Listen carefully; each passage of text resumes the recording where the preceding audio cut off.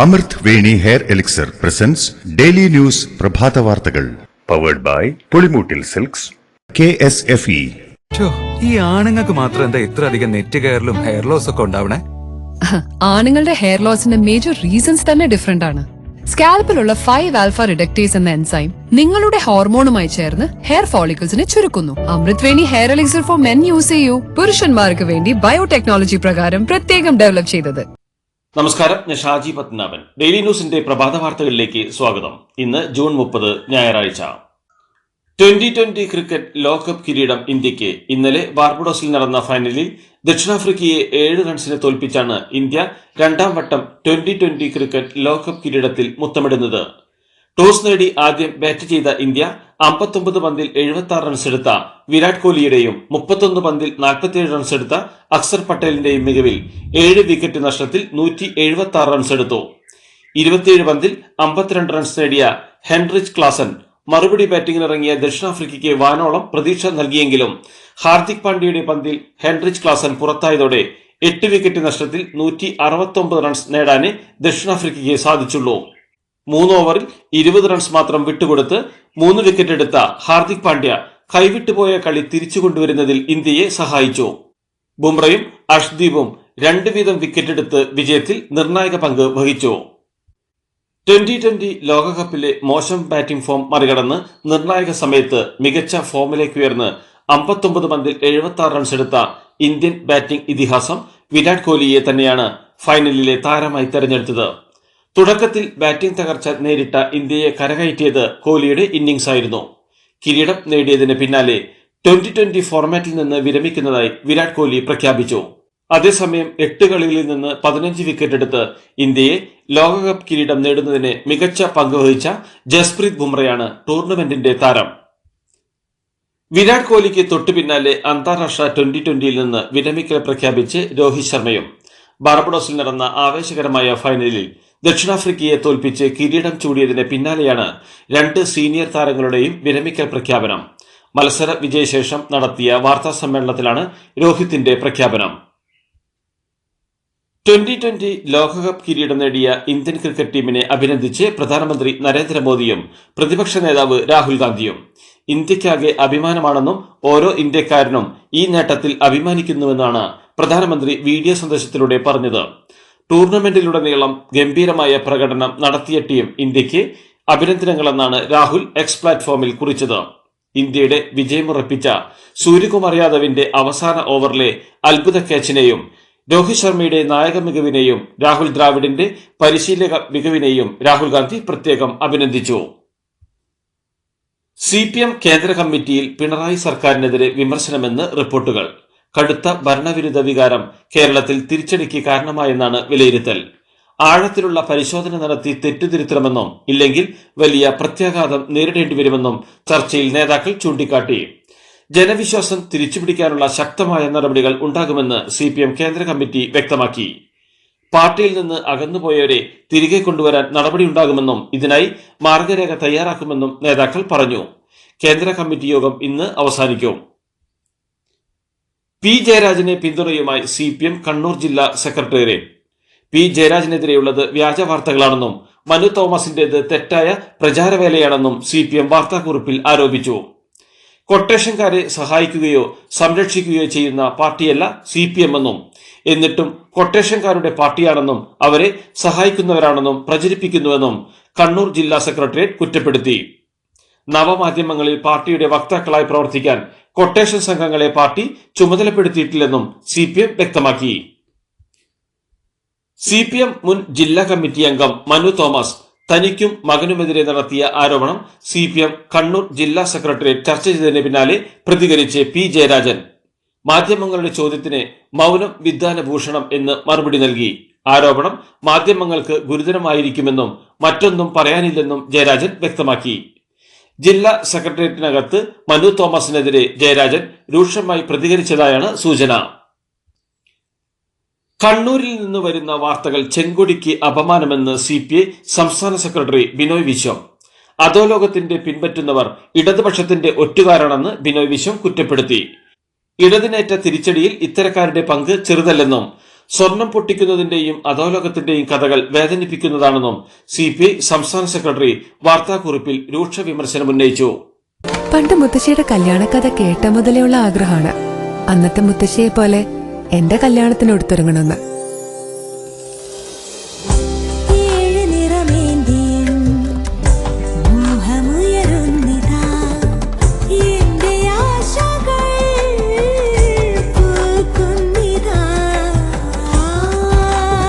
ചില ബന്ധങ്ങൾ തുടർന്നുകൊണ്ടേയിരിക്കും. Celebrating 100 years of Pulimoottil silks.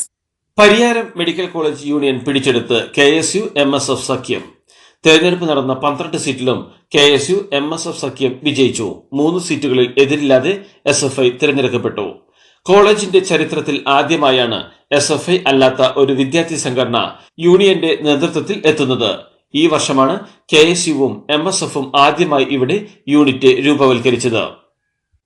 Karuvannur കേസിൽ ED എടുത്ത നടപടിയെ ന്യായീകരിച്ച് ഗവർണർ ആരിഫ് മുഹമ്മദ് ഖാൻ കേസെടുക്കുന്നത് ഭരിക്കുന്ന പാർട്ടിയാണോ എന്ന് നോക്കിയിട്ടല്ല, നിയമലംഘനമുള്ളതുകൊണ്ടാണ് കേസ് എടുക്കുന്നതെന്നും അദ്ദേഹം വ്യക്തമാക്കി. ഇന്നലെ കരുവന്നൂർ കള്ളപ്പണ കേസിൽ ED CPMന്റെ സ്ഥലമടക്കം 29 കോടിയുടെ സ്വത്തുക്കൾ കണ്ടുകെട്ടിയിരുന്നു. ഉന്നത വിദ്യാഭ്യാസ വകുപ്പ് മന്ത്രി R ബിന്ദുവിന്റെ അർത്ഥമില്ലാത്ത പരാമർശങ്ങൾക്ക് താൻ എന്തിന് മറുപടി പറയണമെന്ന് ഗവർണർ ആരിഫ് മുഹമ്മദ് ഖാൻ. കേരളത്തിൽ 10ലേറെ സർവകലാശാലകളിൽ വൈസ് ചാൻസലർമാരില്ലെന്നും കഴിഞ്ഞ 1 വർഷമായി വൈസ് ചാൻസലർമാരുടെ നിയമനവുമായി ബന്ധപ്പെട്ട് സർക്കാരിനെ ഓർമ്മപ്പെടുത്തിക്കൊണ്ടിരിക്കുകയാണെന്നും അദ്ദേഹം പറഞ്ഞു. തദ്ദേശ തെരഞ്ഞെടുപ്പിന് മുന്നോടിയായുള്ള വാർഡ് പുനഃക്രമീകരണം ജനവിധി അട്ടിമറിക്കാനെന്ന് BJP സംസ്ഥാന അധ്യക്ഷൻ K സുരേന്ദ്രൻ. ഒരു പഞ്ചായത്തിൽ ഒരു വാർഡ് കൂട്ടി പുനഃക്രമീകരിക്കാനുള്ള സർക്കാർ നീക്കം ദുരൂഹമാണെന്നും ഈ ബില്ല് നിയമസഭയിൽ വന്നപ്പോൾ പ്രതിപക്ഷ നേതാവ് VD സതീശന്റെ നേതൃത്വത്തിൽ ഉണ്ടായത് കുറ്റകരമായ അനാസ്ഥയെന്നും സുരേന്ദ്രൻ ആരോപിച്ചു. കേരളത്തിൽ കാലവർഷം ദുർബലമായി. ബംഗാൾ ഉൾക്കടലിൽ ന്യൂനമർദ്ദം ദുർബലമായതോടെ കേരളത്തിൽ മഴ കുറഞ്ഞു. വടക്ക് കിഴക്കൻ അറബിക്കടലിൽ ചക്രവാത ചുഴി സ്ഥിതി ചെയ്യുന്നതിനാലും തെക്കൻ മഹാരാഷ്ട്ര തീരം മുതൽ മധ്യ കേരളം തീരം വരെ ശക്തി കുറഞ്ഞ ന്യൂനമർദ്ദ പാത്തി സ്ഥിതി ചെയ്യുന്നതിനാലും കേരളത്തിൽ ഇടത്തരമോ മിതമായതോ ആയ മഴ വരും ദിവസങ്ങളിൽ തുടരും. കോഴിക്കോട്, കണ്ണൂർ, കാസർഗോഡ് ജില്ലകളിൽ ഇന്ന് യെല്ലോ അലർട്ട് ഉണ്ടായിരിക്കുമെന്നും കേന്ദ്ര കാലാവസ്ഥാ വകുപ്പ് അറിയിച്ചിട്ടുണ്ട്. ടാങ്കറിൽ നിന്ന് വാതക ചോർച്ച ഉണ്ടായതിനെ തുടർന്ന് കണ്ണൂർ രാമപുരത്തെ നഴ്സിംഗ് കോളേജിലെ 10 പേർക്ക് ദേഹാസ്വാസ്ഥ്യം അനുഭവപ്പെട്ടു. ടാങ്കറിൽ ഉണ്ടായിരുന്ന ഹൈഡ്രോക്ലോറിക് ആസിഡ് മറ്റൊരു ടാങ്കറിലേക്ക് മാറ്റുന്നതിനിടയിലാണ് ചോർച്ചയുണ്ടായത്. ദേഹാസ്വാസ്ഥ്യമുണ്ടായവരെ പരിയാരം മെഡിക്കൽ കോളേജിൽ പ്രവേശിപ്പിച്ചു. മംഗലാപുരത്ത് നിന്ന് എറണാകുളത്തേക്ക് പോവുകയായിരുന്ന ടാങ്കർ ലോറിയിൽ നിന്നാണ് ചോർച്ചയുണ്ടായത്. KSEB വൈദ്യുതി ബിൽ തുക അക്ഷയ കേന്ദ്രം, ഫ്രണ്ട്സ് എന്നിവിടങ്ങളിൽ വഴി സ്വീകരിക്കുന്നത് നിർത്തലാക്കി. അടയ്ക്കുന്ന തുക KSEB അക്കൗണ്ടിലേക്ക് യഥാസമയം ലഭ്യമാകാത്ത സാഹചര്യത്തിലാണ് ഈ തീരുമാനം. ഉപഭോക്താക്കൾക്ക് വന്ന ബുദ്ധിമുട്ടുകളും അത് സംബന്ധിച്ച പരാതികളും കണക്കിലെടുത്താണ് ഈ നടപടി. ഉപഭോക്താക്കളുടെ സഹകരണം KSEB അഭ്യർത്ഥിച്ചു. CPM വിട്ട മനു തോമസ് യൂത്ത് കോൺഗ്രസിലേക്ക് വന്നാൽ എല്ലാവിധ സംരക്ഷണവും നൽകുമെന്ന് യൂത്ത് കോൺഗ്രസ് പ്രസിഡന്റ് രാഹുൽ മാങ്കൂട്ടത്തിൽ. പാർട്ടിക്കെതിരെ സംസാരിച്ചതിന്റെ പേരിൽ ആരും കൊല്ലപ്പെടരുതെന്നും അദ്ദേഹം പറഞ്ഞു. ഇതെന്താ വണ്ടി അവിടെ പാർക്ക് ചെയ്യാത്ത?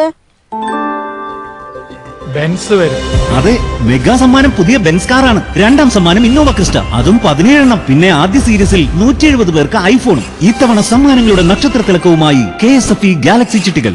തന്നെ മുഖ്യമന്ത്രിയാക്കണമെന്ന് പാർട്ടിക്കുള്ളിൽ നിന്നും പുറത്തുനിന്നും ഉയരുന്ന ആവശ്യങ്ങളിൽ തനിക്ക് ആരുടെയും ശുപാർശ ആവശ്യമില്ലെന്നും തന്റെ പ്രവർത്തനങ്ങളുടെ അടിസ്ഥാനത്തിൽ ഹൈക്കമാൻഡ് തീരുമാനം കൈക്കൊള്ളുമെന്നും കർണാടക ഉപമുഖ്യമന്ത്രി DK ശിവകുമാർ. ഉപമുഖ്യമന്ത്രിമാരെ കുറിച്ച് ഒരു ചർച്ചയുമില്ലെന്നും മുഖ്യമന്ത്രി സ്ഥാനത്തെക്കുറിച്ച് യാതൊരു ചോദ്യങ്ങളുമില്ലെന്നും DK ശിവകുമാർ പറഞ്ഞു. കനത്ത മഴയെ തുടർന്നുണ്ടായ വെള്ളക്കെട്ടിൽ ഡൽഹിയിൽ 3 പേർ മുങ്ങിമരിച്ചു. വടക്കൻ ഡൽഹിയിലെ SP ബദലി പ്രദേശത്തെ അണ്ടർപാസിലാണ് ശനിയാഴ്ച ഉച്ചതിരിഞ്ഞ് 2 ആൺകുട്ടികൾ മുങ്ങിമരിച്ചത്. തെക്ക് കിഴക്കൻ ഡൽഹിയിലെ ഓക്ലയിലെ അണ്ടർപാസിലെ വെള്ളക്കെട്ടിൽ മറ്റൊരാളും മുങ്ങിമരിച്ചു. ഡൽഹി വിമാനത്താവളത്തിന് പിന്നാലെ ഗുജറാത്ത് വിമാനത്താവളത്തിലും മേൽക്കൂര തകർന്നു വീണ് അപകടം. രാജ്കോട്ട് വിമാനത്താവളത്തിലാണ് മേൽക്കൂര തകർന്നു വീണത്. മേൽക്കൂരയുടെ മുകളിൽ കെട്ടിക്കിടക്കുന്ന വെള്ളം പുറത്തേക്ക് വിടാൻ ശ്രമിക്കുന്നതിനിടെ ഉണ്ടായ അപകടത്തിൽ ആർക്കും പരിക്കില്ലെന്നാണ് വിവരം. സംഭവത്തിൽ സിവിൽ ഏവിയേഷൻ മന്ത്രാലയം വിശദീകരണം ആവശ്യപ്പെട്ടു. വിമാനത്താവളത്തിന്റെ പരിസരത്ത് കനത്ത മഴയാണ് അനുഭവപ്പെട്ടിരുന്നത്. ഡൽഹി മുഖ്യമന്ത്രി അരവിന്ദ് കെജ്രിവാൾ വീണ്ടും തീഹാർ ജയിലിലേക്ക്. കെജ്രിവാളിനെ അടുത്ത മാസം 12 വരെ ഡൽഹിയിലെ റൌസ് അവന്യൂ കോടതി ജുഡീഷ്യൽ കസ്റ്റഡിയിൽ വിട്ടു. നേരത്തെ ED കേസിൽ കെജ്രിവാളിന് ജാമ്യം കിട്ടിയെങ്കിലും ഹൈക്കോടതി ഇത് സ്റ്റേ ചെയ്തിരുന്നു. കഴിഞ്ഞ 3 ദിവസം കെജ്രിവാളിനെ ഡൽഹിയിൽ CBI ആസ്ഥാനത്ത് ചോദ്യം ചെയ്തിരുന്നു. കെജ്രിവാളിനെ ജുഡീഷ്യൽ കസ്റ്റഡിയിൽ വിടണമെന്ന നിലപാടാണ് CBIയും സ്വീകരിച്ചത്.